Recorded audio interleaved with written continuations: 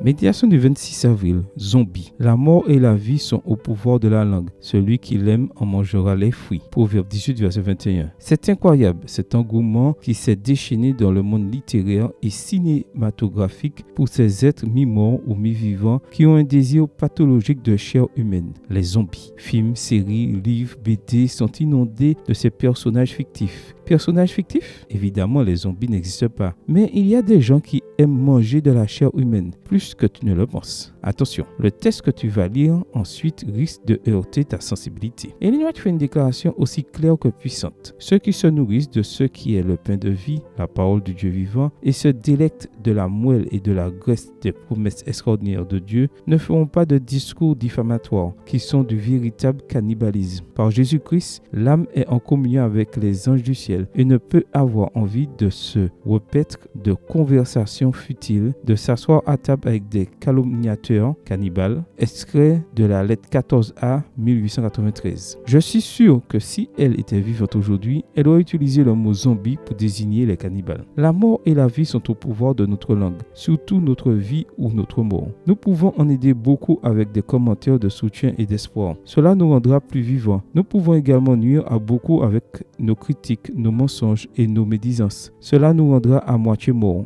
Des zombies. Tu aimes parler? Parle, mais rappelle-toi que ce que tu dis aura des conséquences. Si tu parles avec gentillesse et affection, tu recevras plus de gentillesse et d'affection. Si tu parles méchamment avec dédain, tu recevras plus d'une piqûre malveillante. Il est curieux de voir comment certains demi-vivants ne dédient que des paroles de louange aux morts. Voici ce qu'Ellen White a à dire à ce sujet. Quand la mort ferme les yeux, quand les mains sont croisées sur la poitrine inanimée, combien rapidement s'évanouissent les différends. Plus de rancune, plus d'amertume. Les outrages et les torts sont pardonnés, oubliés. Que de louanges on prononce sur les morts. Que de beaux aspects de leur vie se présentent à l'esprit. Soyons prévenants, reconnaissants, patients et tolérants les uns envers les autres. Que les pensées et les sentiments qui trouvent leur expression au chevet des mourants et des morts soient manifestés en cette vie dans nos rapports quotidiens avec nos frères et nos sœurs. Extrait du livre Témoignage pour l'Église, volume 2, chapitre 28, page 227. Les meilleures paroles doivent s'adresser aux vivants. Ce n'est pas une affaire insignifiante. Puissent tes paroles vivifier. Amen. Bonne journée à toi et que le Seigneur te bénisse.